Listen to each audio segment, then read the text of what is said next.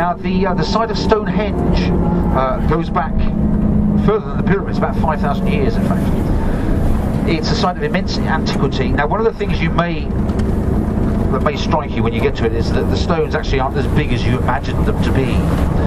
But and the other thing is that you can't actually go up to the stones to inspect them. You have to walk around the perimeter. But the largest ones in the centre they weigh up to 40 tons. They're standing sarsen stones. But they were relatively recent. You know, they date from about 1800 BC. But it goes right back to about 3200 BC. That was when the earliest evidence is of there being a ring and probably a timber henge, and it was probably at that time some sort of mortuary, a place for storing human remains. There's all kinds of theories about Stonehenge, about what its purpose was. The latest one, really to get traction, is that it was a centre of healing. The first stones were brought from the west of Wales. They're called the blue stones because they got this blue sparkling quartz deposits in them. This could have been thought to have been magical properties, you know, to heal people. Look at the field incident on the left there. Do you see the lump in the field? And there's some more as we come up on the right-hand side of the field. If you look under the trees, you'll see humps of earth. These are called tumuli. One of them's a tumulus. If you get more than one, they're tumuli. These are burial places of people involved in, at some point, the construction of Stonehenge. You can see over there through the trees these burial sites, and there's Stonehenge up ahead here. Now, whether you go actually pay admission to get in to Stonehenge, of course, is up to you, everyone. You've got the choice.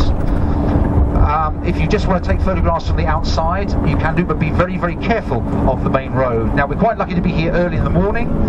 We're one of the first, if not the like to do, is to have a massive visitor centre about 3 miles away and totally, you know, reroute these roads, make a tunnel to take this main road through so that the landscape would look exactly like it did do in Neolithic times, but they haven't got the money, you know, cutbacks and so on. But it's good for us because if you had a visitor centre over there, you see the Stonehenge visit would take us about 2 or 3 hours probably, whereas now we can just pop in quickly, and even though it's, as I say, just a bit of a makeshift site, you can get a drink there if you want. You can use the toilets. We're not far from Salisbury though, remember, so don't get loads to eat here because it's quite expensive in the cafe there. So the lunch shop is not too far away from here. This is the heel stone, just here.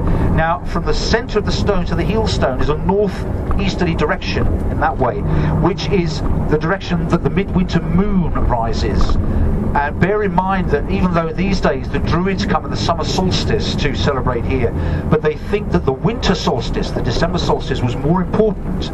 The rising and setting of the midwinter moon had some connection with death or with the